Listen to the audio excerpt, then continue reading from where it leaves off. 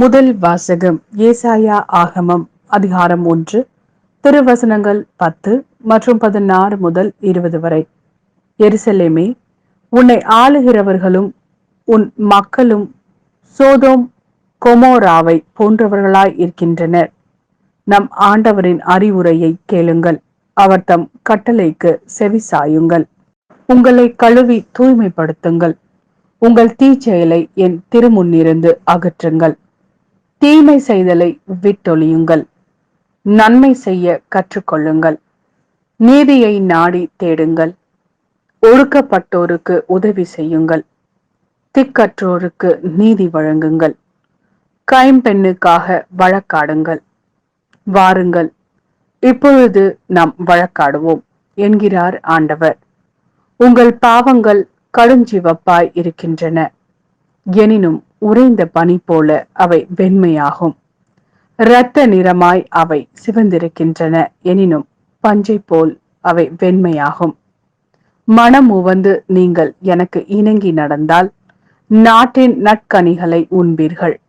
மாடாக இணங்க மறுத்து எனக்கு எதிராக கிளந்தெழுந்தால் திண்ணமாய் வாளுக்கு இரையாவீர்கள். ஏனெனில் ஆண்டவர் தாமே இதை கூறினார். இது ஆண்டவரின் அருள்வாக்கு. இறைவா, உமக்கு நன்றி. மத்தேயு எழுதிய நற்செய்தி அதிகாரம் 23 திருவசனங்கள் 1 முதல் 12 வரை. பின்பு இயேசு மக்கள் கூட்டத்தையும் தம் சீடரையும் பார்த்து கூறியது: மறைநூல் அறிஞரும் பரிசேயரும் மோசேயின் அதிகாரத்தை கொண்டிருக்கிறார்கள். ஆகவே அவர்கள் என்னென்ன செய்யும்படி உங்களுக்கு கூறுகிறார்களோ அவற்றை எல்லாம் கடைபிடித்து நடந்து வாருங்கள். ஆனால் அவர்கள் செய்வது போல நீங்கள் செய்யாதீர்கள். ஏனெனில் அவர்கள் சொல்வார்கள், செயலில் காட்ட மாட்டார்கள். சுமத்தற்கரிய பழுவான சுமைகளை கட்டி மக்களின் தோளில் அவர்கள் வைக்கிறார்கள். ஆனால் அவர்கள் தங்கள் விரலால் தொட்டு அசைக்க கூட முன் வரமாட்டார்கள். தாங்கள் செய்வதெல்லாம் மக்கள் பார்க்க வேண்டும் என்றே அவர்கள் செய்கிறார்கள்.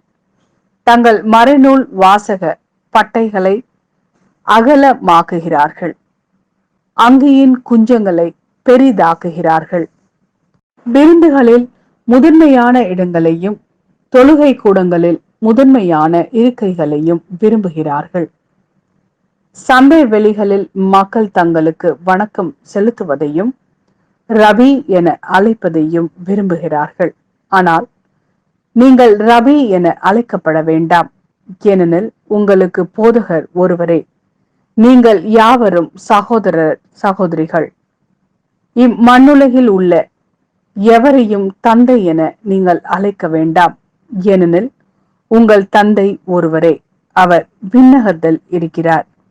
நீங்கள் ஆசிரியர் எனவும் அழைக்கப்பட வேண்டாம், ஏனெனில் கிறிஸ்து ஒருவரே உங்கள் ஆசிரியர். உங்களுள் பெரியவர் உங்களுக்கு தொண்டராக இருக்க வேண்டும். தம்மை தாமே உயர்த்துகிறவர் எவரும் தாழ்த்த பெறுவர், தம்மை தாமே தாழ்த்துகிறவர் எவரும் உயர்த்த பெறுவர்.